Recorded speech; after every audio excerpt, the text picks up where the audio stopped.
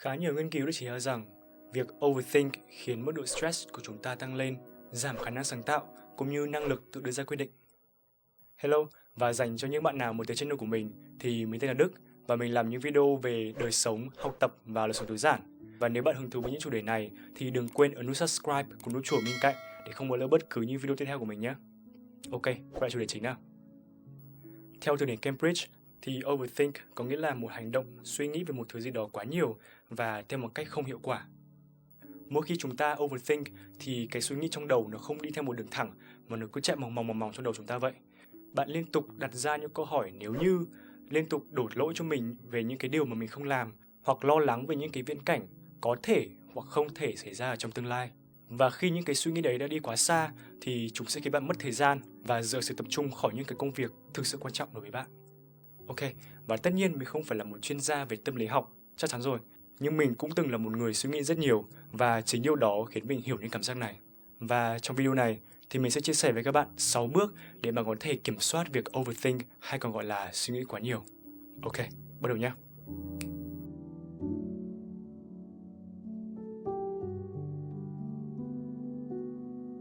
Mặc dù không phải tất cả, nhưng mình tin là đa số những người suy nghĩ quá nhiều thường hay bị mắc kẹt trong những điều đã xảy ra trong quá khứ.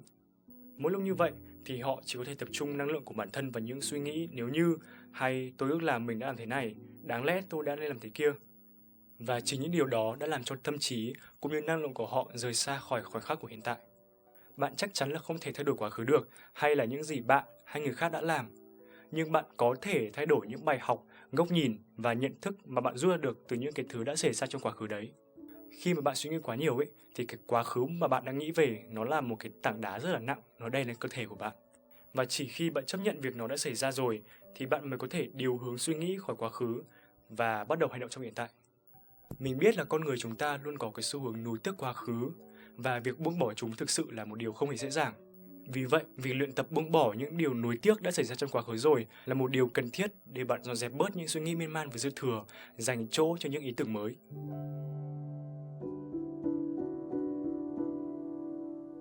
Khi overthink thì bạn sẽ bị đắm chìm dưới những cái suy nghĩ vô tận trong quá khứ cũng như tương lai. Những lúc đó thì bạn hãy dừng lại, chỉ một vài giây thôi, để trở về với cái thực tại ngay lúc này. Hãy hít một hơi thật sâu và tập trung. Bạn đang cảm thấy thế nào? Hay những suy nghĩ nào trong đầu khiến bạn mệt mỏi? Sau đó thì bạn hãy lấy giấy bút, điện thoại hay bất cứ thứ gì có thể viết được và ghi lại những suy nghĩ của bạn vào đó. Nghiên cứu đã chỉ ra rằng việc ghi lại những cảm xúc và suy nghĩ của bản thân là một cách thực hành suy nghĩ siêu nhận thức, hay còn gọi là metacognitive thinking. Theo từ điển Cambridge thì siêu nhận thức là kiến thức và hiểu biết về chính những suy nghĩ của bản thân. Hay nói một cách đơn giản hơn thì đó chính là ý thức của bạn về những suy nghĩ của chính mình. Việc viết ra những suy nghĩ giúp bạn có thể quan sát chúng một cách khách quan hơn, hiểu chúng là gì và tại sao bạn lại đang cảm thấy như vậy. Bên cạnh việc ghi chép thì thiền định và viết nhật ký cũng là một vài phương pháp mà bạn có thể thực hiện mỗi ngày. Nhưng hoạt động này sẽ giúp điều hướng tâm trí của bạn về trạng thái hiện tại mỗi khi bạn suy nghĩ quá nhiều.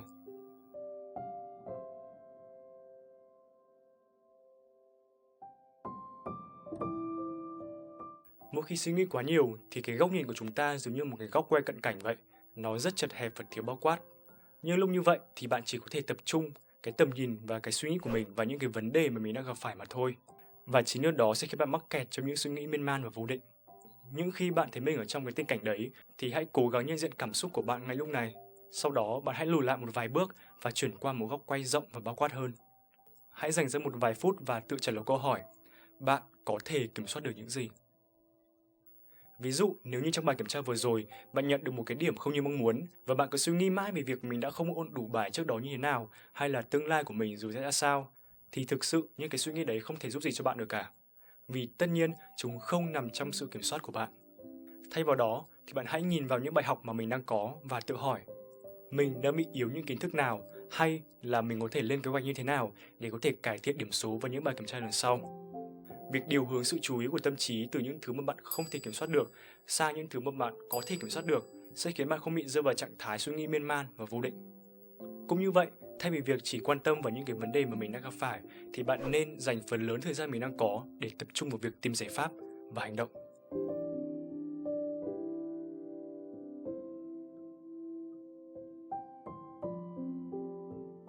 Nếu như vừa rồi mình đã nói về việc ghi chép cảm xúc và suy nghĩ của bạn vào một tờ giấy hay là một cái điện thoại, thì tiếp theo, việc chia sẻ những cái suy nghĩ đấy tới với những người mà bạn tin tưởng cũng là một cách rất tốt để bạn có thể trèo lái cái suy nghĩ của mình đi đúng hướng.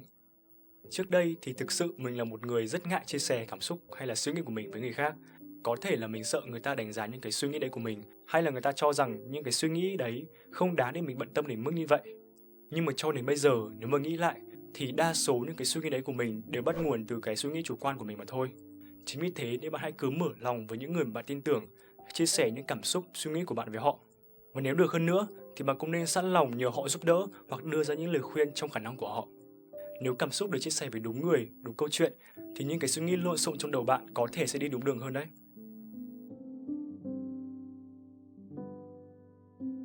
Đây có lẽ là một hành động mà bạn có thể áp dụng ngay mỗi khi suy nghĩ quá nhiều. Hoạt động thể chất không chỉ tăng cường sức khỏe mà còn là một cách giảm stress rất là hiệu quả. Cứ những lúc nào mà đầu óc suy nghĩ lan man quá mà mình không thể xuống đường và chạy bộ được hay là mình không thể ra phòng tập thì mình hãy đứng dậy đi bộ quanh nhà hoặc là vươn vai đi lấy nước. Tay chân vận động, thậm chí là toát mồ hôi sẽ giúp cho tâm trí bạn tạm thời tách khỏi những cái suy nghĩ miên man và rối rắm. Và khi quay trở lại thì đầu óc bạn đã được refresh lại rồi và rất có khả năng là bạn sẽ có một vài ý tưởng mới cũng như suy nghĩ sẽ không đi vào ngõ cụt nữa.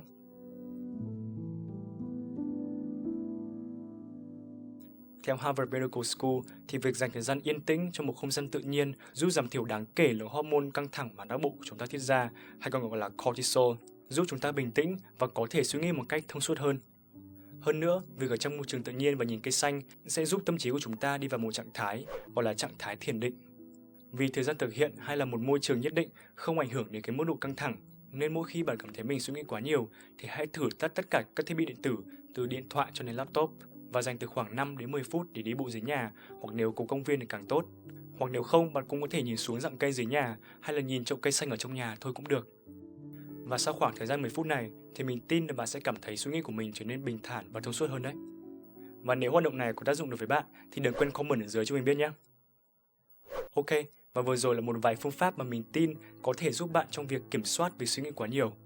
Tất nhiên là chúng ta nên biết rằng không phải cái hoạt động nào cũng có tác dụng ngay lập tức và một số sẽ mất một khoảng thời gian để thực sự có tác dụng. Chính vì vậy, quan trọng nhất vẫn là sự kiên trì từ phía chúng ta. Và cảm ơn bạn đã dành thời gian xem video tới tận bây giờ. Và nếu bạn thấy video này hay và có ích thì hãy cho nó một like nhé. Điều này sẽ giúp cho thuật toán của YouTube recommend cái video này tới với nhiều người muốn xem nó hơn. Và cuối cùng, đừng quên subscribe channel cũng như ấn nút chuông bên cạnh để không bỏ lỡ bất cứ những video tiếp theo của mình nhé. Mình là Đức và hẹn gặp lại bạn ở video lần sau. Bye bye.